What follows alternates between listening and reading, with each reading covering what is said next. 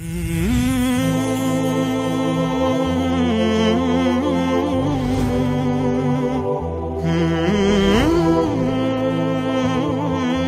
اشرح لی صدری ویسر لی امری واحلل عقدۃ من لسانی یفقہوا قولی آمین یا رب العالمین۔ قرآن مجید کے جس منتخب نصاب کا ہم مطالعہ کر رہے ہیں اس میں ایمان کے حوالے سے ہمارا جو دوسرا مقام ہے جو زیر مطالعہ ہے یہ سورہ آل عمران کی آیات 190 تا 195 ہیں، اور اس میں آخری آیت نمبر 195 اس کا مطالعہ باقی ہے، اور اس سے پہلے والی 5 آیات ہم نے پڑھ لی ہیں۔ اس آیہ مبارکہ کا مطالعہ شروع کرنے سے پہلے جو ہم نے 5 آیات پڑھی ہیں ان کا ایک لب لباب یا خلاصہ میں دوبارہ آپ کے سامنے اگر عرض کروں تو اس میں 2 چیزوں پر غور و فکر کی دعوت دی گئی ہے۔ ایک یہ کہ جو ہمارے سامنے اللہ تعالیٰ کی نشانیاں جنہیں کہا گیا، کائنات میں جو اللہ کی نشانیاں ہیں، ان فی خلق السماوات والارض واختلاف اللیل والنہار لآیات لأولی الالباب، ایک ان نشانیوں پر غور و فکر کرنے کی بات ہے۔ اور دوسرا جو غور و فکر ہے کہ جو نبی دعوت لے کے آئے ہیں، جو کلام اللہ ہے، جو اللہ کا کلام ہے، اس کو جب ہم نے سنا، اس کو جب ہم نے سمجھا تو اسے ماننے میں ہمیں کوئی دقت نہیں آئی، وہ فوراً ہم نے اسے قبول کر لیا۔ اب اسی میں ایک پہلو اور ہے جو میں آپ کے سامنے اجاگر کرنا چاہتا ہوں، اور جو رہ گیا تھا اس موقع پہ بیان بھی نہیں ہوا، کہ کسی بھی شخصیت، کسی بھی ہستی کا اگر ہم تعارف حاصل کرنا چاہتے ہوں تو اس کے تعارف کے 2 ذرائع ہو سکتے ہیں۔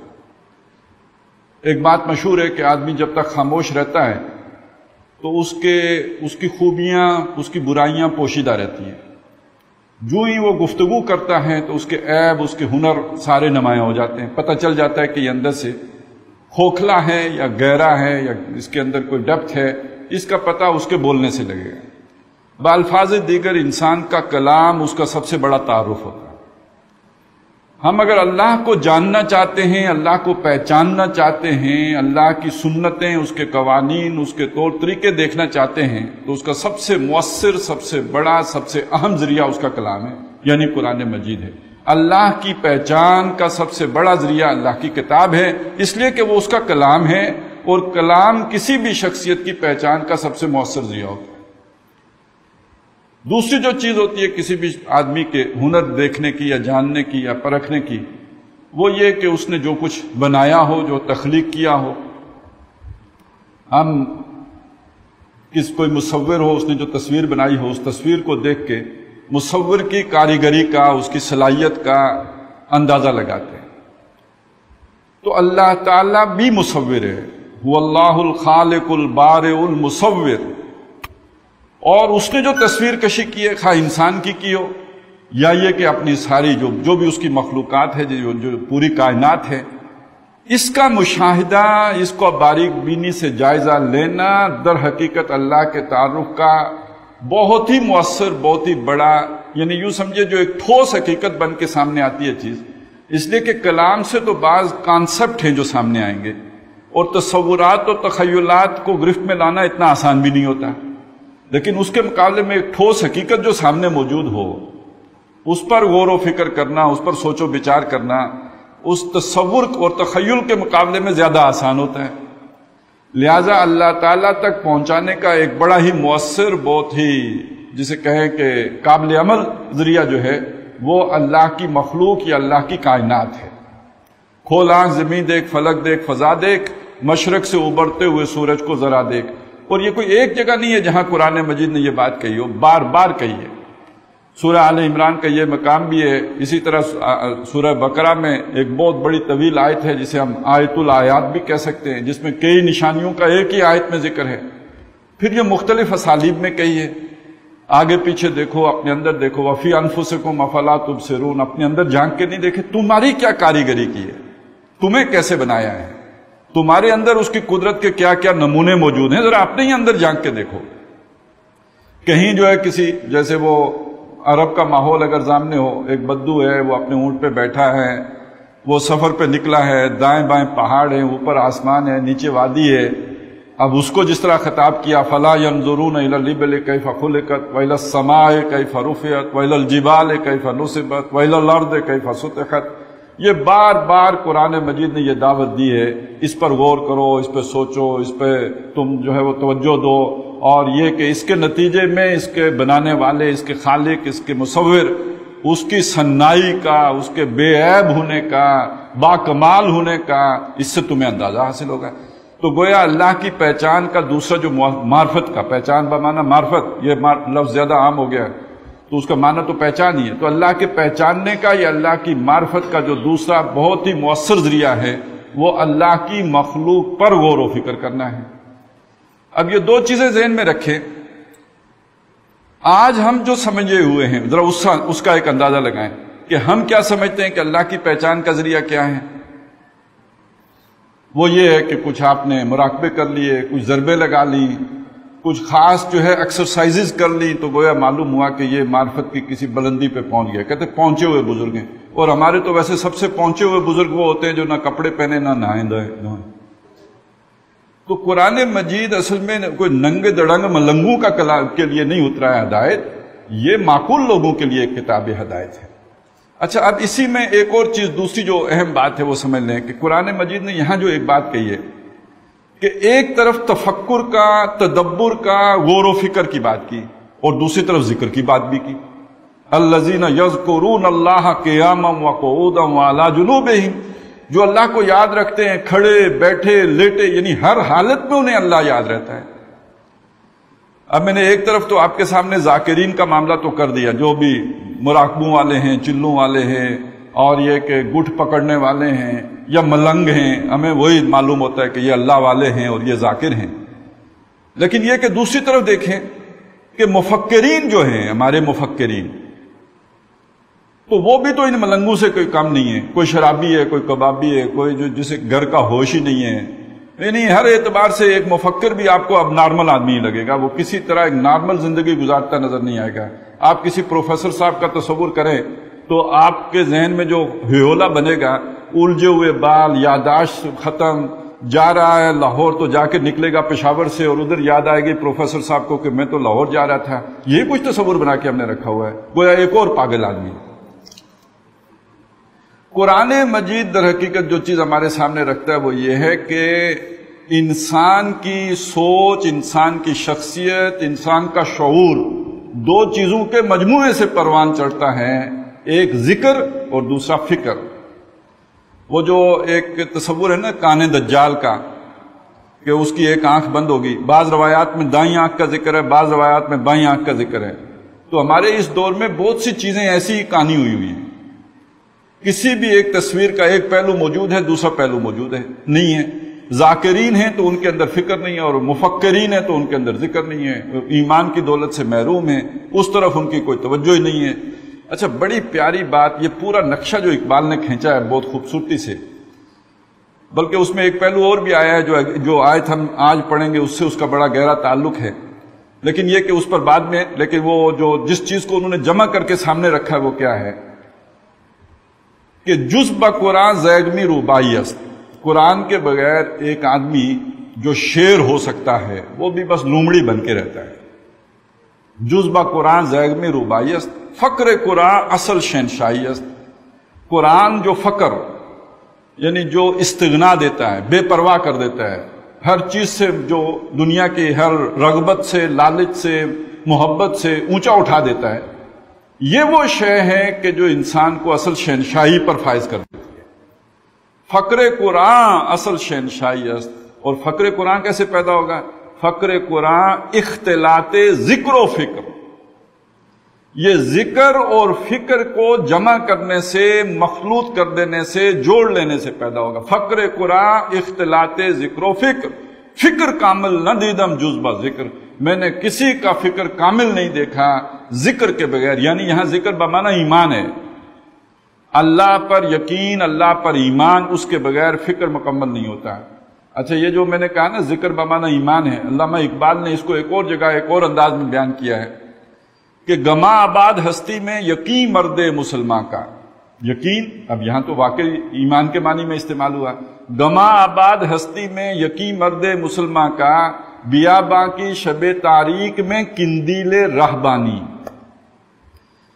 جیسے بیابان میں آپ کے پاس ٹارچ ہو تو وہ آپ کو راستہ دکھائے گی، اس طرح اس دنیا کے مسائل کے حل میں بندہ مومن کا یقین اسے روشنی دیتا ہے. تو یہ ہے وہ حقیقت جو ایمان کی حقیقت ہے اور ذکر کی حقیقت ہے. اس ذکر کے شامل ہوئے بغیر فکر کامل نہیں ہو سکتا ہے. اب ہمارے دور کے سارے مفکرین اٹھا کے دیکھ لیجئے بے ایمان، اللہ پر یقین ہی نہیں ہے. تو جب اس روشنی سے محروم ہے تو کامل رہنمائی کیسے دے سکے؟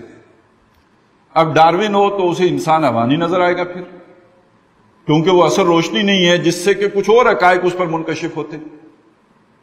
اب فرائڈ ہو، الڈر ہو، مارکس ہو، ان کے لیے انسان ایک حیوان ہے. بس کسی کے لیے پیٹ کے پیچھے پڑا ہے، کسی کے لیے جنس کے پیچھے پڑا ہے، کسی کے لیے ارج ٹو ڈومینیٹ کے پیچھے پڑا ہے حیوان. اب ان کے سامنے وہ انسان کی وہ اعلیٰ مقام مرتبہ کیسے آ سکتا ہے کہ وہ حضرت نوح علیہ السلام کی شخصیت میں دکھتا ہے، جو حضرت موسیٰ علیہ السلام کی شخصیت میں دکھتا ہے، جو حضرت عیسیٰ علیہ السلام کی شخصیت میں جھلکتا ہے، اور جو محمد الرسول اللہ کی شخصیت میں آ کے نمایاں ہوتا ہے. والتین والزیتون وطور سینین وہذا البلد الامین لقد خلقنا الانسان فی احسن تقویم. تو یہ بے ایمان مفکرین انسان کو احسن تقویم پر کیسے مان سکتے ہیں؟ وہ اسے حیوانی مانیں گے کیونکہ ایک آنکھ ہی بند ہے. الذین یذکرون اللہ قیاما وقعودا وعلی جنوبہم. اور اس آنکھ کے بند ہونے کا نتیجہ یہ ہے کہ انسان اپنی اصلیت ہی سے غافل رہتا ہے. وَلَا تَكُونُوا كَالَّذِينَ نَسُوا اللَّهَ فَأَنسَاهُمْ أَنفُسَهُمْ. ان لوگوں کی طرح نہ ہو جانا جو اللہ سے غافل ہوئے تو اللہ نے انہیں اپنے آپ سے غافل کر لیا. اللہ سے غافل یعنی بے ایمان ہونے کا لازمی نتیجہ یہ نکلے گا کہ آپ کے سامنے ادھوری تصویر آئے گی، کامل تصویر نہیں آئے گی. حیوانی وجود تو سامنے آ گیا، وہ روحانی وجود نظروں سے اوجھل رہا. تو گما آباد ہستی میں یقین مرد مسلماں کا بیاباں کی شب تاریک میں قندیل رہبانی. الذین یذکرون اللہ قیاما وقعودا وعلی جنوبہم ویتفکرون فی خلق السماوات والارض. اس یقین کے ساتھ جب اس پر غور و فکر ہوتا ہے تو تب یہ دونوں مل کر وہ نتیجہ نکالتے ہیں جو مطلوب ہے. اب اس میں آخری بات یہ عرض کروں کہ دیکھیں اللہ کی جو کائنات ہے جو بڑی پیچیدہ ہے، یہ تو اللہ کی نشانیاں ہیں، اتنی گنجلک ہے کہ اس پر غور کرنے کے نتیجے میں کوئی جو آئیڈیل ہے وہ سامنے آ ہی جانا چاہیے. لیکن یہ کہ ہم سے لاکھوں اربوں گنا زیادہ کائنات سے واقف لوگ، سائنسدان، وہ اللہ تک نہیں پہنچتے. ایک بہت بڑا مسئلہ ہے بھائی، کیوں نہیں پہنچتے؟ تو جب اللہ پر ایمان کے بغیر اس مخلوق پر غور کیا جائے گا، اس کی مخلوق پر، تو آدمی اس میں گم تو ہو سکتا ہے، اس میں کھو تو سکتا ہے. الذین ضل سعیہم فی الحیات الدنیا، اس میں گم ہو جائے گا، ایک جڑ کے اندر ہی گھس کے ساری زندگی اسی پر تحقیق کرتے گزار دے گا. لیکن یہ کہ خالق تک نہیں پہنچ سکتا ہے، وہ اتنا فوکس ہو جائے گا اس پر کہ وہ خالق تک اس کی نگاہ ہی نہیں جائے گی. اب یہ بھی علامہ اقبال نے کتنا خوبصورتی سے اور سادگی سے بیان کر دیا. کافر کی یہ پہچان کہ آفاق میں گم ہے، مومن کی یہ پہچان کہ گم اس میں ہیں آفاق. تو یہ وہ حقائق ہیں کہ جو ان آیات کی روشنی میں ہمارے سامنے آتے ہیں. الفاظ بہت سادہ سادہ ہیں لیکن آج کے دور کی ساری گمراہیوں کا بھی احاطہ اپنے اندر رکھے ہوئے ہیں، اپنے اندر کیے ہوئے ہیں. الذین یذکرون اللہ قیاما وقعودا وعلی جنوبہم ویتفکرون فی خلق السماوات والارض. تو بہرحال ایک کامل انسان اور رہبر اور رہنما انسان وہ ہو سکتا ہے کہ جس کی زندگی میں یہ دونوں چیزیں ہوں، تفکر و تدبر بھی ہو، غور و فکر بھی ہو، عقل کا استعمال بھی ہو، لیکن یہ کہ اس کے ساتھ ساتھ ذکر، یعنی یہ کہ اللہ پر ایمان کامل وہ کوئی ڈاگمے کی صورت میں نہ ہو بلکہ برننگ فیتھ کی صورت میں ہو، یقین محکم کی صورت میں ہو. تو یہ دونوں کے مجموعے سے ایک کامل انسان، ایک صحیح مفکر، ایک صحیح راہبر اور رہنما وجود میں آتا ہے کہ جس کی رہنمائی میں فلاح پائی جا سکتی ہے. اب آئیں آخری آیت کی طرف کہ جو دعائیں مانگی گئی تھیں اللہ سے کہ اللہ ہم سے اپنے رسولوں کے ذریعے کیے ہوئے وعدے پورے فرما، اور یہ کہ ہمیں آخرت میں ذلیل و رسوا نہ کر، اور ہمارے گناہ جھاڑ دے، برائیاں جھاڑ دے اور گناہ معاف کر دے.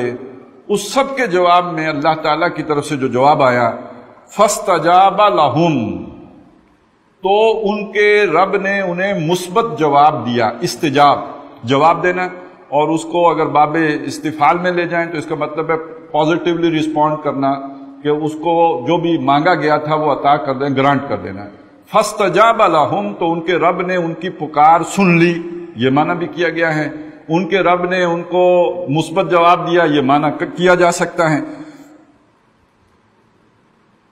اور یہ اس نے اس طور پر قبول کیا کہ انی لا اضیع عمل عامل منکم، کہ بے شک میں ضائع نہیں کروں گا، اضیع میں ضائع نہیں کروں گا، عمل عاملن کوئی عمل کسی عمل کرنے والے کا، منکم تم میں سے، من ذکرن او انسا، مرد ہو یا عورت ہو۔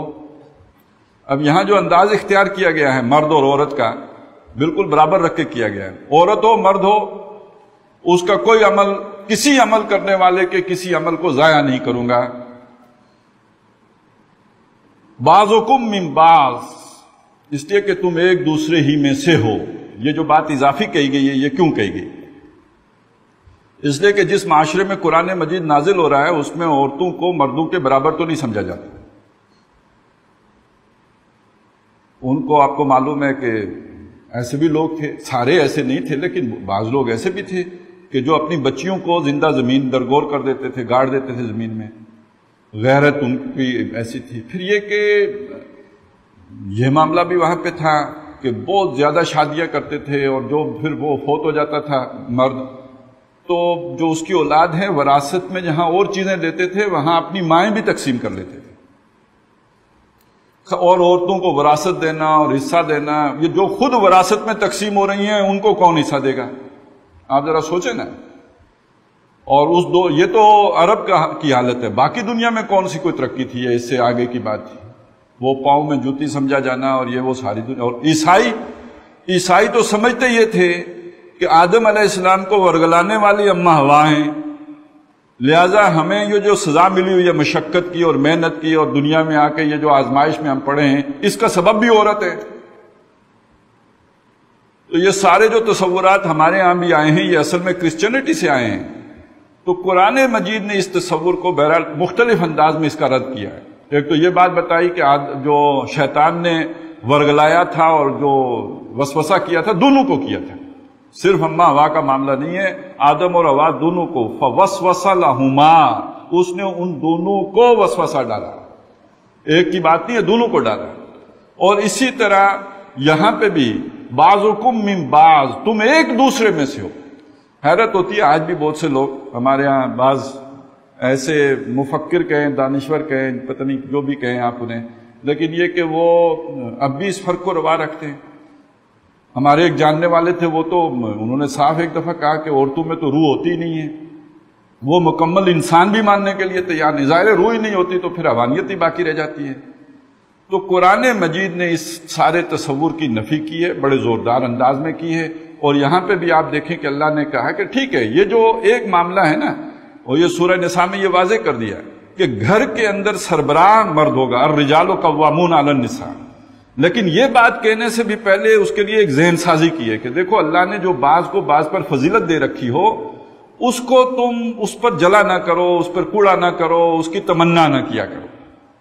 اب یہ فضیلتیں کئی طرح کی ہو سکتی ہیں، کسی کو اللہ نے مال و دولت زیادہ دیا ہے، کسی کو کم دیا ہے، کسی کو اللہ نے سرداری دی ہے، سارے تو سردار نہیں ہو سکتے، کوئی ایک آدمی قبیلے کا سردار ہوگا، باقیوں کو اللہ نے محکوم رکھا ہے، کسی کو اللہ نے خوبصورتی دی ہے اور کسی کو اللہ نے ٹیڑھی میڑھی شکل دی ہے، ناک بھی موٹی بدی لگا دی ہے۔ تو جو اللہ نے کسی کو دوسرے پہ فضیلت دی ہو، اس کی تمنا نہ کیا کرو، ہر آدمی اپنی اپنی فضیلت جو بھی اسے دنیا میں دی گئی ہے وہی تو امتحان ہے اس کا، اور اس کے مطابق اس کا محاسبہ ہوگا، اس کی تمنا نہ کرو۔ یہ سارا کچھ سمجھا کے گراؤنڈ بنا کے پھر کہا کہ مردوں کو عورتوں پر ایک درجہ فضیلت دیا گیا ہے، اور وہ فضیلت ہے انہیں دنیا میں شوہر کو عورت کے اوپر قوام بنایا گیا ہے، وہ ان کا نگہبان ہے، اس کو نان نفقہ دے گا، اس کی ضرورتیں پوری کرے گا، گھر کے اندر بہرحال گھر ایک ادارہ ہے، اس کا کوئی سربراہ تو ہوگا، اور وہ سربراہ جو ہے مرد ہے، کیونکہ اسے قوی بنایا گیا ہے، اس کو جو مضبوطی دی گئی ہے، وہ محنت کرے، جاں فشانی کرے، جائے کمائے، لائے کھلائے۔ ابھی یہ ذرا کچھ ہو سکتا ہے 50-60 سال گزریں تو بات عورتوں کی سمجھ میں آئے، یا 100 سال بعد شاید سمجھ میں آئے کہ مردوں نے یہ جو مغربی تہذیب ہے اس کے زیر اثر کیسے عورتوں کو الو بنایا ہے، اور اسلام نے یہاں بھی ان کے لیے کیسے ہمدردی کا معاملہ کیا ہے کہ یہ مرد کا کام ہے کہ کمائے اور لا کر عورت کو کھلائے، اور مغربی جو چالاک مرد ہیں انہوں نے ان کو یہ سمجھایا کہ نہیں تم آزاد ہو، ہم تمہیں گھر میں قید نہیں کریں گے۔ اچھا آزادی کی قیمت کیا ہے؟ تم اپنا کماؤ ہم اپنا کمائیں گے۔ یعنی جس کو سنبھالنا مرد کے ذمہ تھا اس نے چالاکی سے اسے اپنے کام پہ لگا دیا کہ جاؤ تم بھی کما کے لاؤ، مل کے کھائیں گے۔ باقی بچے اضافی طور پر وہاں کون سی برابری ہوگی؟ وہ 9 مہینے تو عورت نہیں اٹھانا ہے، وہ تو مرد نہیں اٹھائے گا، اور دودھ بھی اسی نے پلانا ہے، مرد تو نہیں پلا سکتا، تو آپ برابری کہاں آئی پھر؟ تو یہ تو اللہ تعالیٰ نے برابری رکھی ہے کہ یہ جو اضافی کام اگر عورتیں کریں گی تو کما کے تم لے کے آؤ گے، اور یہ بہرحال آہستہ آہستہ اس کی سمجھ آئی جائے گی، چونکہ فطرت ہے، فطرت کی طرف آدمی بہرحال لوٹ کے آتا ہے۔ کل شیء یرجع الی اصلہ، ہر شے اپنی اصلیت کی طرف لوٹتی ہے، اور انسان بھی آہستہ آہستہ لوٹ کے آئے گا اس چیز کی طرف۔ لیکن یہ کہ بہرحال قرآن مجید نے اس معاملے میں ایک فرق تو ضرور رکھا کہ انتظامی سطح پہ مردوں کو فوقیت دی ہے گھر کے اندر، لیکن اخلاقی طور پر، شرف انسانیت کے طور پر، اور اس اعتبار سے، اعمال کے اعتبار سے، آخرت کے اعتبار سے بالکل برابر رکھا ہے۔ سورہ احزاب کی آیت نمبر 35، بلکہ میں چاہتا ہوں کہ وہ ذرا آپ کو سنائی دوں۔ آپ ذرا یہ دیکھیں کہ کتنے اعمال ہیں جس میں عورتوں اور مردوں کو اللہ تعالیٰ نے بالکل برابر رکھا ہے، ہم پلہ رکھا ہے۔ یہ سورہ احزاب ہے، آیت نمبر 35 ہے، 22واں پارہ ہے۔ فرمایا ان المسلمین والمسلمات، مسلم دونوں ہیں، والمومنین والمومنات، مومن بھی دونوں ہیں، والقانتین والقانتات، فرما بردار بھی دونوں رکھے ہیں، والصادقین والصادقات، سچے بھی دونوں ہیں، والصابرین والصابرات، صبر بھی دونوں کو کرنا ہوتا ہے۔ جان اگر جو ہے وہ مرد دیتا ہے تو جان عورتوں نے بھی جانیں دی ہیں اسلام کی خاطر۔ حضرت آسیہ کا ذکر بھی آتا ہے، اور یہ کہ آل یاسر، اگر حضرت یاسر شہید ہوئے ہیں تو ان کی زوجہ جو ہے وہ بھی شہید کی گئی ہیں۔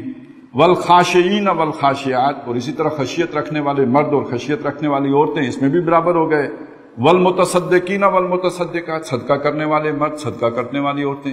سخی اگر حضرت عثمان ہیں تو سخی جو ہیں وہ حضرت خدیجہ بھی ہیں رضی اللہ تعالیٰ عنہ، انہوں نے تو اپنا مکے ہی میں سارا کچھ محمد رسول اللہ پہ لوٹا دیا۔ والصائمین والصائمات، روزہ رکھنے والے مرد، روزہ رکھنے والی عورتیں۔ والحافظین فروجہم والحافظات، اور اسی طرح شرمگاہوں کی حفاظت کرنے والے مرد اور شرمگاہوں کی حفاظت کرنے والے عورتیں۔ والذاکرین اللہ کثیرا والذاکرات، وہ ذکر کا بھی مسئلہ آ گیا، مرد بھی ذکر کرتے ہیں، عورتیں بھی ذکر کرتی ہیں۔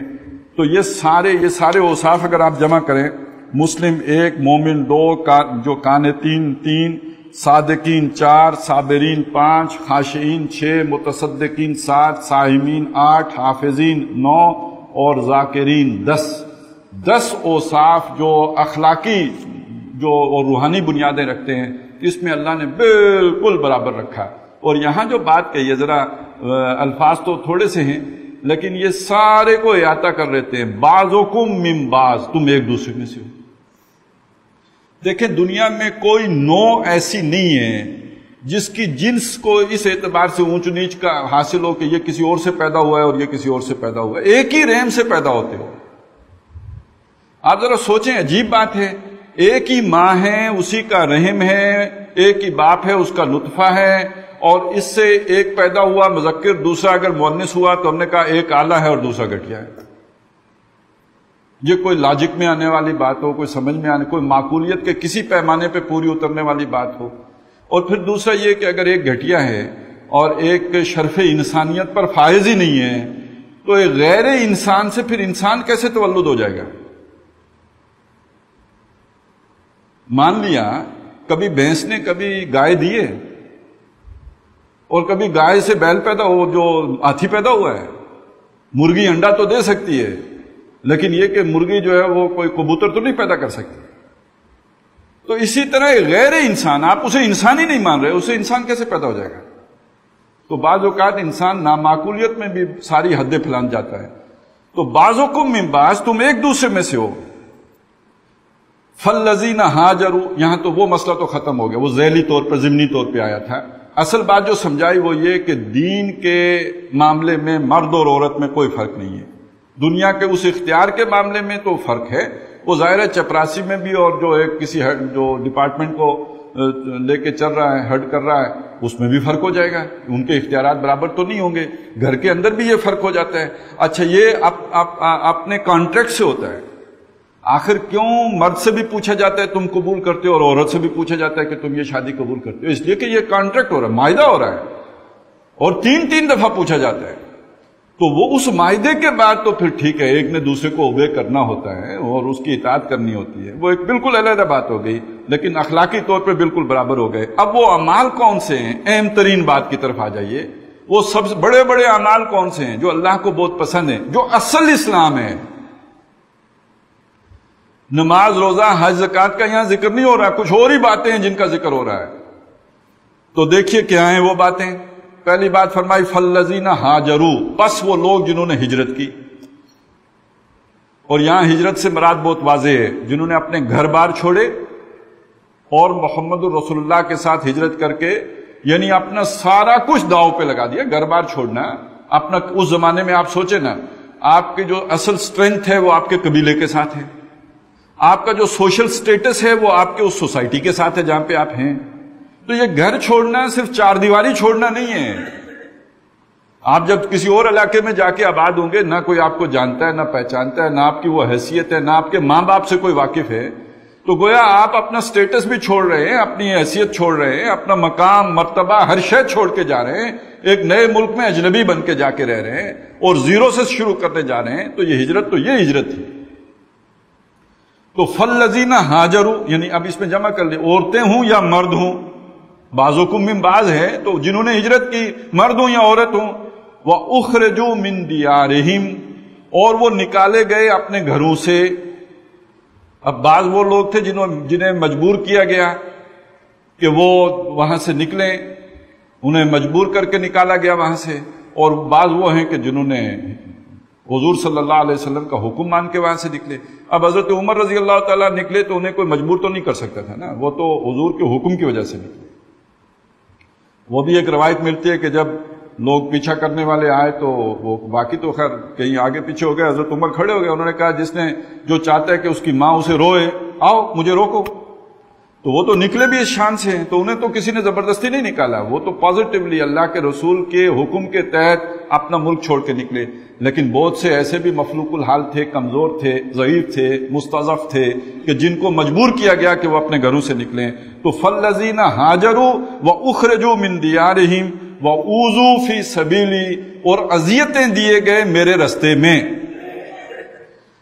اور یہ اذیتیں آپ کو معلوم ہے، وہ خواہ ریت پہ لٹانا ہو، دیکھتے انگاروں پہ لٹانا ہو، یا یہ کہ چار اونٹوں سے باندھ کر، وحشی اونٹوں سے باندھ کر چار مختلف سمتوں میں ان کو دوڑا دینا ہو، جسم کے پرچے اڑ گئے، تو یہ ساری اذیتیں ہیں جنہوں نے برداشت کی ہیں۔ تو فالذین ہاجروا واخرجوا من دیارہم وَأُوذُوا فِي سَبِيلِي وَقَاتَلُوا وَقُتِلُوا، وہ لڑے اور وہ شہید بھی ہوئے، قتل کر دیے گئے، ان کو جو ہے وہ اللہ کی راہ میں مقتول کر دیا گیا، جو سورہ بقرہ میں آیا ہے وَلَا تَقُولُوا لِلَّذِينَ يُقَاتَلُونَ وَلَا يَقُولُوا مَن يُقْتَلُ فِي سَبِيلِ اللَّهِ، جو اللہ کی راہ میں قتل کیا جائے اموات، اسے مردہ نہ سمجھو۔ تو یہ وہ لوگ ہیں کہ جنہیں اذیتیں دی گئیں، گھروں سے نکالا گیا، وہ خود گھر سے نکلے اور انہوں نے جنگ کی تو مارے گئے۔ اب اس کو پچھلے جملے سے جوڑیں تو بات کیا ہوئی؟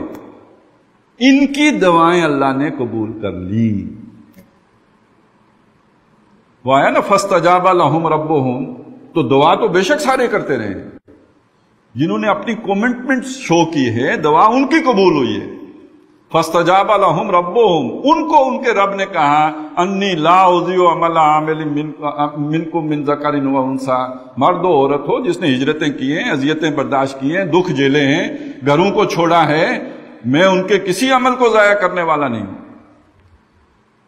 اور اب ذرا آ جائیے اس بات پر، ذرا اب یہ فرق نوٹ کریں۔ مومن وہ بھی تھے جنہوں نے ایمان کے لیے یہ ساری قربانیاں دی، مومن ہم بھی ہیں۔ آخر وہ بھی تو مومن ہی ہے نا، جس کو رات 12 بجے صدر بش کا فون آتا ہے اور وہ سارا کچھ مان لیتا ہے، کہتا ہے یار میں پتھر کے دور میں نہیں جا سکتا، تکلیف نہیں جھیل سکتا، یہ میری مجبوری ہے، میں خوش رہنا چاہتا ہوں، آسائشات میں رہنا چاہتا ہوں، ٹھنڈی چھاؤں نہیں چھوڑ سکتا، ہوں مومن۔ اور مومن یہ بھی ہیں، کہتے ہیں ایمان نہیں چھوڑ سکتے، گھر چھوڑ سکتے ہیں، آسائشیں چھوڑ سکتے ہیں، اذیتیں برداشت کر سکتے ہیں، یہ سارا کچھ جھیلنے کے لیے تیار ہیں، ایمان کا سودا نہیں کر سکتے۔ تو یہ فرق کیا ہے؟ یہ فرق ہے قانونی ایمان کا اور حقیقی ایمان کا۔ یہ فرق ہے وراثتی ایمان کا اور شعوری ایمان کا۔ ایک وہ شخص ہے جس نے ایمان کو کسب کیا ہے، وہ ایمان اس نے محنت کر کے کمایا ہے، غور و فکر کے نتیجے میں اسے ملا ہے۔ آپ ذرا اس انسان کی کشمکش کا اندازہ لگائیں جس کا نقشہ کھینچا ہے، اسی کشمکش میں گزری میری زندگی کی راتیں، کبھی سوز و ساز رومی، کبھی پیچ و تاب رازی۔ ایک آدمی کے سامنے ایک سوال کھڑا ہوا، اس سوال کا جواب اسے نہیں مل رہا، وہ پیچ و تاب میں ہے، حیران پریشان ہے، ادھر پوچھتا ہے ادھر پوچھتا ہے، بالآخر اسے جواب مل جاتا ہے۔ اب ساری دنیا بھی اس سے وہ جواب واپس اس سے ہٹنے کی کہے، وہ نہیں ہٹے گا۔ آپ ذرا سوچیں نا کہ حضرت سلمان فارسی ایک گھر میں رہتے ہیں، بڑا اچھا گھر ہے، ساری سہولتیں دنیا کی میسر ہیں، ان کا جو والد ہیں وہ سب سے بڑا جو آتش کدہ ہے اس کے انچارج ہیں، ساری سہولتیں انہیں میسر ہیں، لیکن ان کے ذہن میں کچھ سوالات پیدا ہوتے ہیں، ان کا جواب ابا جی نہیں دے سکتے، کوئی وہاں کا مذہبی پیشوا نہیں دے سکتا، کوئی رہنما نہیں دے سکتا، وہ ان کے سوال انہیں پریشان کر دیتا ہے۔ وہ ایران سے نکلتے ہیں، کہاں کی خاک چھانتے ہیں، مصر پہنچتے ہیں، کوئی راہب ملتا ہے، کچھ تھوڑی تسلی ہوتی ہے، وہ ایک کے پاس دوسرے کے پاس، بالآخر جو آخری والا مرنے لگتا ہے اس سے کہتے ہیں میری ذہن کی ابھی پوری تشفی نہیں ہوئی ہے، اب میں کیا کروں؟ تو کہتے ہیں میرا علم یہ کہتا ہے کہ کھجوروں کی سرزمین میں آخری نبی کے ظہور ہونے والا ہے، تمہاری ذہنی تسکین کا سامان تو وہیں جا کے۔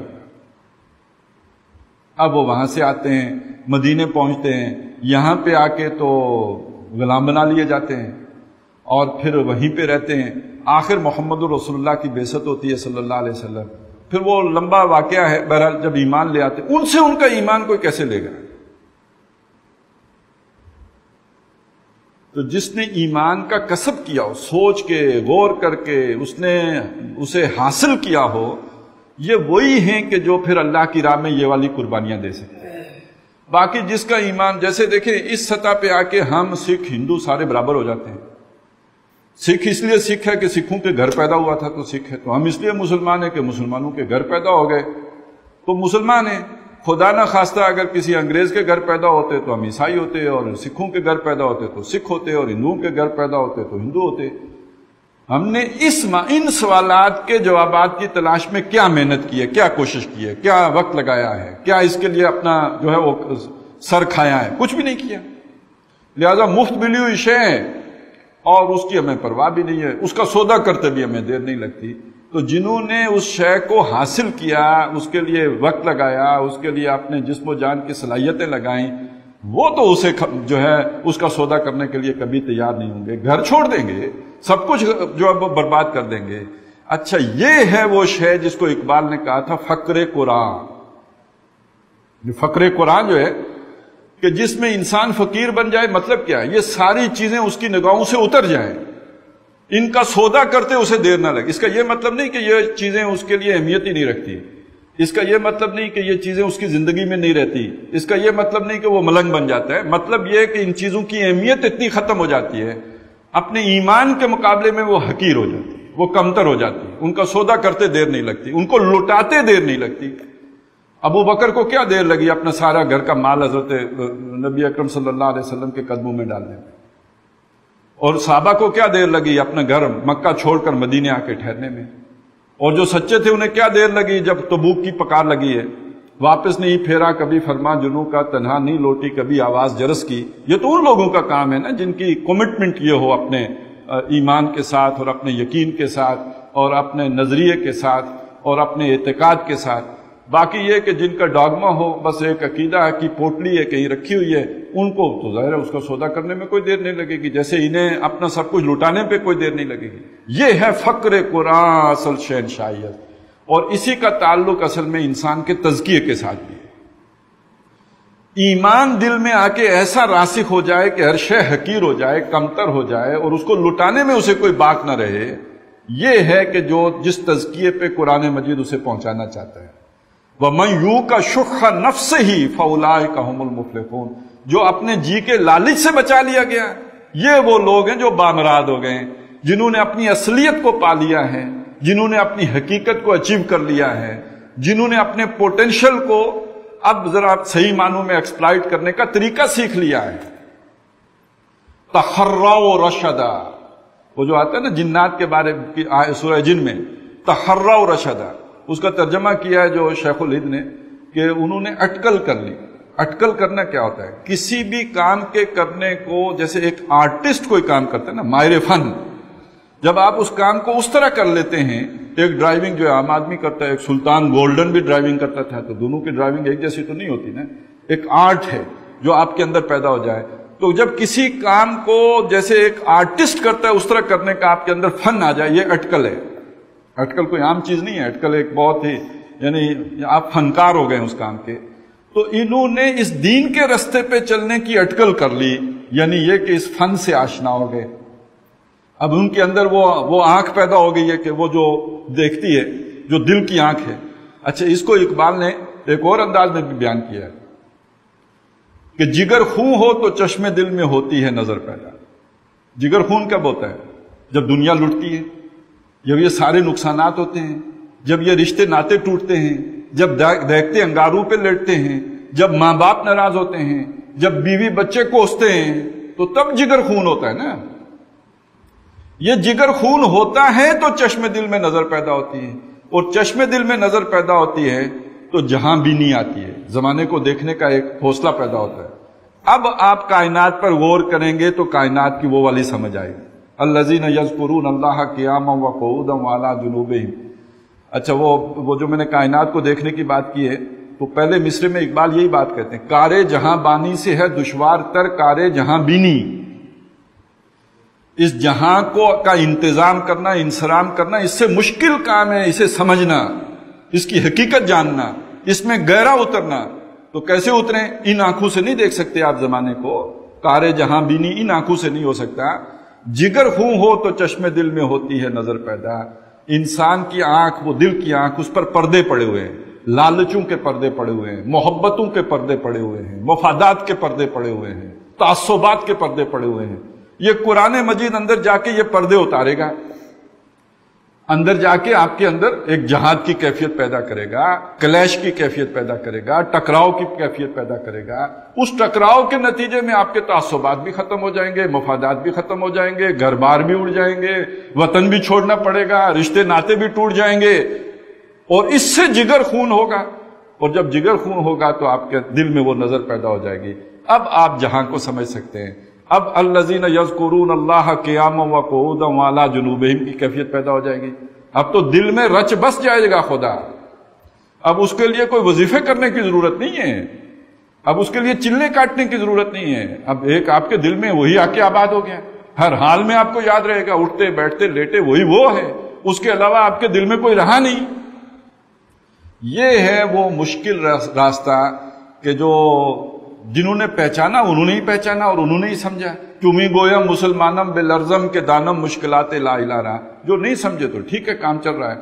تو فالذین ہاجروا واخرجوا من دیارہم ووضوا فی سبیلی وقاتلوا وقتلوا لاکفرن عنہم سیئاتہم، وہ جو دعا مانگی گئی تھی کہ کفر عنا سیئاتنا، تو ان کی جو سیئات ہیں، برائیاں ہیں، وہ میں لازماً ان سے دور کر دوں گا۔ اچھا، لازماً میں بھی اصل میں وہ ترجمہ ہماری اردو کی مجبوری ہے، اور کیا ترجمہ کریں؟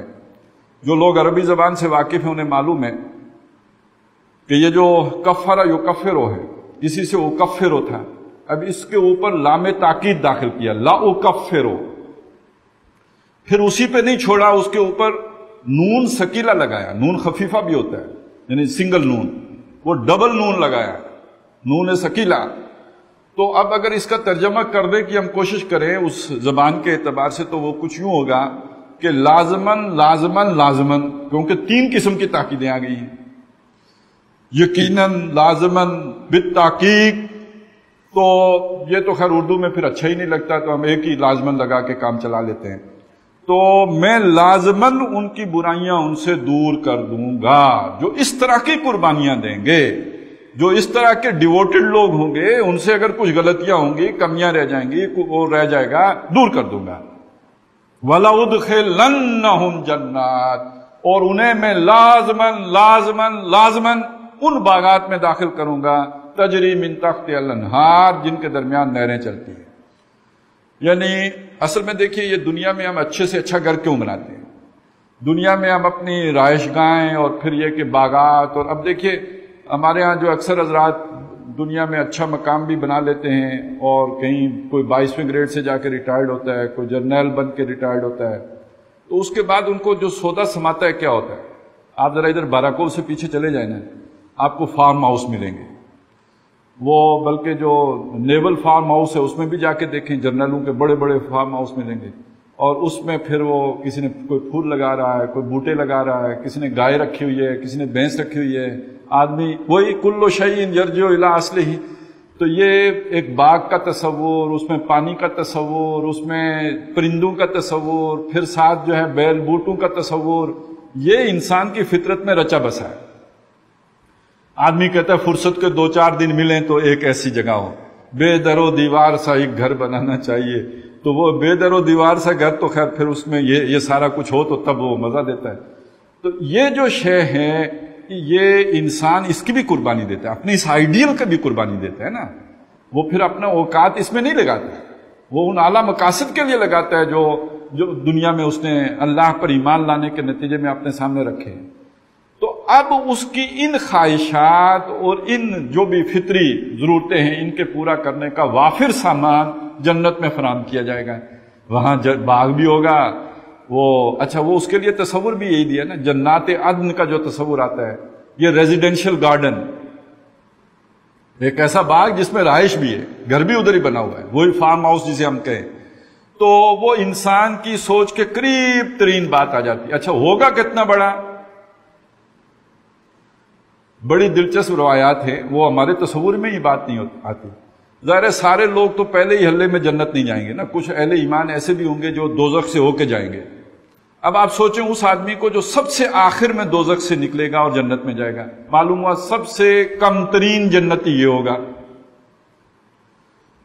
یہ جب جا رہا ہوگا تو سوچے گا کہ جنت میں باقی کیا بچا ہوگا جو مجھے ملے گا، اتنی لوگ دنیا چلی گئی تو مجھے کیا ملے گا.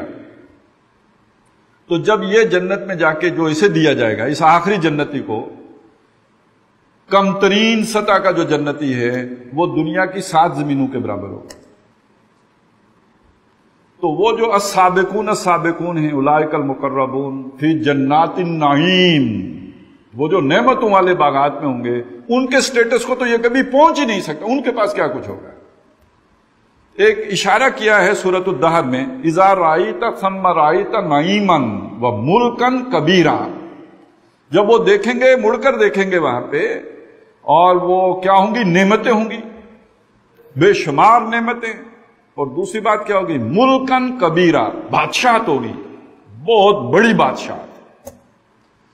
تو اگر ادنا درجے کے جنتی سب سے کم ترین درجے کے جنتی کے پاس بادشاہت 7 زمینوں کے برابر ہوگی. آج گلوبل جو ہم کہتے ہیں ورلڈ ہو گئی ہے، اور عالمگیر جو ہے حکومت قائم ہونے جا رہی ہے، اور امریکہ چودھری بن گیا ہے، تو بش کا اور کلنٹن کا اور یہ جو اب ہے، ان کا کیا مقام ہے دنیا میں. تو ذرا اس کا دیکھیں نا، جس کے پاس 7 گنا اس سے بڑھ کر ہوگی بادشاہ. اور وہ جو نعیمن و ملکن کبیرہ والے ہیں، السابقون، ان کے پاس کیا کچھ ہوگا. تو انسان کی ان ساری خواہشات کی کامل تکمیل کا بندوبست اللہ نے جنت میں کر کے رکھا ہو. ثوابا من عند اللہ، یہ اللہ کی طرف سے بدلہ ہوگا. دیکھیے ہر کوئی بدلہ دیتا ہے، جب ہم اس کے لیے خدمات سر انجام دیتے ہیں، سروسز پرووائڈ کرتے ہیں، تو بدلے تو ملتے ہیں. چودھری بھی دیتا ہے، جاگیردار بھی دیتا ہے، ملٹی نیشنل کمپنی بھی دیتی ہے، گاڑی بھی دیتی ہے، گھر بھی دیتی ہے، جو کچھ آپ کو معلوم ہے کہ کتنے کچھ وہ بدلہ ہے نا ان کا. اور ماں باپ بھی اولاد پر لگاتے ہیں تو اولاد بھی بدلہ دیتی ہے، ان کی خدمت کرتی ہے اگر نیک صالح اولاد ہو. لیکن یہ کہ سب اپنی اپنی لمیٹیشنز کے ساتھ کرتے ہیں. اولاد کتنا ہی چاہے ماں باپ کو خوش کرنا، وہ ان کی مرضی کے مطابق تو وہ بدلہ دے ہی نہیں سکتے نا، چاہنے کے باوجود نہیں دے سکتے، اس لیے کہ محدود صلاحیتوں کے مالک ہیں۔ لیکن اللہ علی کل شیء قدیر، اس کی طرف سے جو بدلہ ہوگا وہ تو سوچ سے بھی بڑھ کر ہوگا نا۔ اتنا تو آدمی نے سوچا نہیں ہوگا جتنا بدلہ اللہ کی طرف سے ملے گا۔ ثوابا من عند اللہ، یہ اللہ کی طرف سے بدلہ ہوگا۔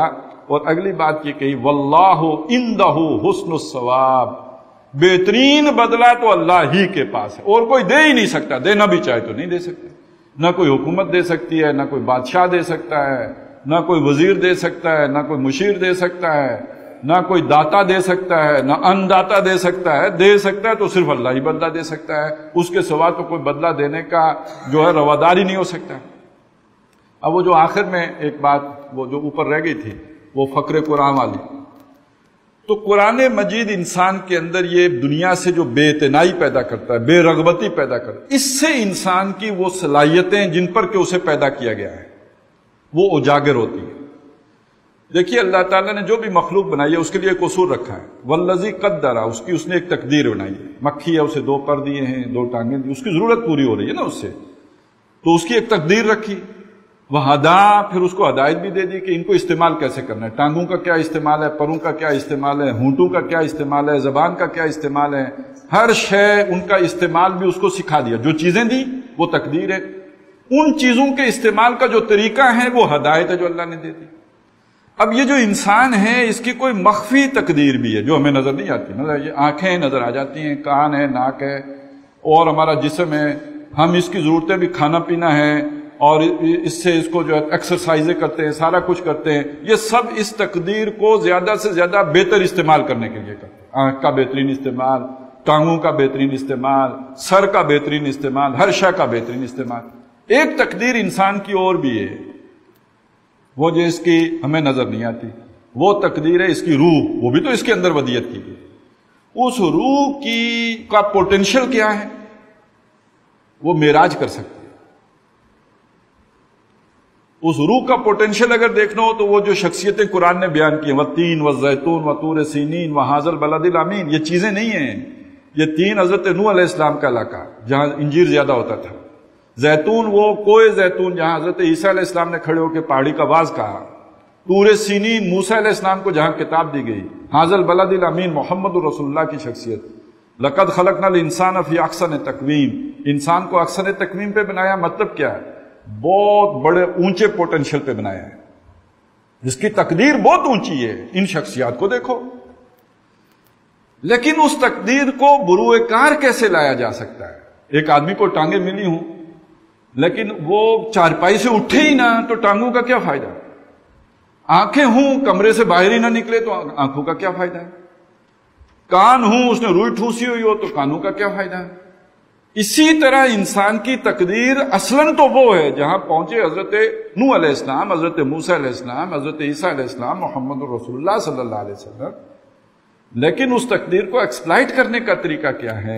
یہ قرآن کے ساتھ مل کے ایکسپلائٹ ہے۔ جیسے بیج جو ہے وہ نشو نما پاتا ہے جب پانی اس کو لگتا ہے، اس کے بغیر نہیں ہوتا ہے، اسی طرح اس کے لیے پانی کی طرح ضرورت ہے قرآن مجید کی، اس روح کو موٹیویٹ کرنے کے لیے۔ تیرے ضمیر پہ جب تک نہ ہو نزول کتاب، گرا کشا ہے نہ راضی نہ صاحب کشاف، یہ گرا جو ہے یہ کیا ہے؟ اس پوٹینشل کے جیسے تھیلا ہے اس کے اوپر ایک گرا لگی ہوئی ہے، گرا کھلے گی تو پوٹینشل ظاہر ہوگا، وہ گرا نہیں کھل سکتی جب تک کہ نزول کتاب ضمیر کے اوپر نہ ہو۔ اور اسی طرح بیج کے درخت بننے میں جو دوسرا سب سے بڑی فائدہ مند شے ہوتی ہے وہ مٹی ہوتی ہے، پانی اور مٹی مل کے ہوتا ہے۔ اور یہاں وہ دوسری شے ہے انسان کا تعصبات سے آزاد ہو جانا، مفادات سے آزاد ہو جانا، دنیاوی محبتوں سے آزاد ہو جانا۔ یہ کون کرے گا؟ یہ بھی قرآن کرے گا، یہ کام بھی قرآن کے ذریعے سے ہوگا۔ اور یہ وہ فقر قرآن کہا ایک جگہ پہ، اور دوسرا جو ایک بڑی طویل نظم ہے امامت کے نام سے، اس میں جو نقشہ کھینچا ہے کہ ہے وہی تیرے زمانے کا امام برحق جو تجھے حاضر و موجود سے بیزار کرے، جو آپ کو یہ سکھائے کہ جناب دنیا میں کیریئر کیسے بنانا ہے، پروفیشن میں کیسے جو ہے ایکسل کرنا ہے، جو آپ کو یہ بتائے کہ ترقی کیسے کرنی ہے، دنیا میں سیاست کیسے چمکانی ہے، چودراہٹ کیسے جمانی ہے، یہ آپ کا امام نہیں ہے۔ یہ کوئی شیطان ہے جو آپ کو ورگلا رہا ہے، دنیا کے لالچوں میں پھنسا رہا ہے، پھندوں میں الجھا رہا ہے۔ اصل ایمان آپ کا وہ ہے جو آپ کو اس سے اوپر اٹھا دے، ہے وہی تیرے زمانے کا امام برحق جو تجھے حاضر و موجود سے بیزار کرے۔ وہ امام اس وقت سوائے قرآن کے اور کوئی نہیں ہے۔ ڈھونڈیے، یہ جتنے بھی تزکیے کی دکان سجائے بیٹھے ہیں وہ آپ کو وہی وظیفے بتائیں گے جس کے نتیجے میں آپ کی دولت میں اضافہ ہو جائے۔ وہ وہی اورات سکھائیں گے کہ بیوی آپ کی غلام ہو جائے یا خامند بیوی کا غلام ہو جائے، یہی کچھ چکر چلتے رہتے ہیں۔ سارے اولاد آپ کی فرما بردار ہو جائے۔ اور یہ جو جا کے جوتیاں کھاتے ہیں، ہمارے پہلے وہ نواز شریف بھی اور بے نظیر بھی پیروں کے پاس ڈنڈے کھانے جاتے تھے، تو کیا کاہے کو جاتے تھے؟ اقتدار مل جائے۔ تو آج کے تو سارے مزکی، مربی اور یہ جو امام، وہ تو سارے دنیا سکھانے والے ہیں۔ سوائے قرآن کے کوئی ایسا امام نہیں ہے جو آپ کو حاضر و موجود سے بیزار کرنے والا ہے۔ اور اسی نظم کے آخر میں جو آخری شعر ہے وہ یہی کہنا ہے کہ جو تمہیں جو ہے بادشاہوں کا اسیر بنائے، غلامی سکھائے، وہ طور طریقے سکھائے کہ فرکشن نہ پیدا ہو آفس کے اندر، اس کی امارت، اس کی امامت تمہارے لیے موت کا درجہ رکھتا ہے۔ تو یہ امامت اس وقت مغرب کے پاس ہے، منافقت سکھانے کی امامت، انسان کی صلاحیتیں برباد کرنے کی امامت، اسے زمین میں دھسا دینا ہے۔ اس سے مجھے یاد آیا سورہ شمس میں کیا کہا ہے؟ قد افلح من زکاہا وقد خاب من دساہا۔ وہ جو پوٹینشل جس پر انسان کو پیدا کیا ہے، جس نے اس پوٹینشل کو اجاگر کر لیا وہ کامیاب ہو گیا، اور برباد ہو گیا وہ جس نے اپنے اس پوٹینشل کو زمین میں دھسا دیا۔ زمین کیا ہے؟ زمینی خواہشات ہے نا، یہ ارجز ہیں جو ان میں پڑھ کر اپنے اس پوٹینشل کو ضائع کر بیٹھا۔ تو اگر ہم چاہتے ہیں کہ جس پوٹینشل پہ اللہ تعالیٰ نے ہمیں پیدا کیا ہے تو قربانی دینا سیکھیں، اپنا سب کچھ اللہ کی راہ میں لوٹانا سیکھیں۔ فالذین ہاجروا واخرجوا من دیارہم واوذوا فی سبیلی وقاتلوا وقتلوا، یہ دنیا میں بھی کامیابی کا یہی اصول ہے اور آخرت میں بھی یہی ہے۔ اللہ تعالیٰ مجھے بھی، آپ کو بھی، سارے مسلمانوں کو قرآن کا یہ پیغام، اس کو جو ہے سمجھنے کی، سیکھنے کی، سکھانے کی، دوسروں تک پہنچانے کی توفیق عطا فرمائے۔ بارک اللہ لی و لکم فی القرآن العظیم ونفعنی و ایاکم بالآیات والذکر۔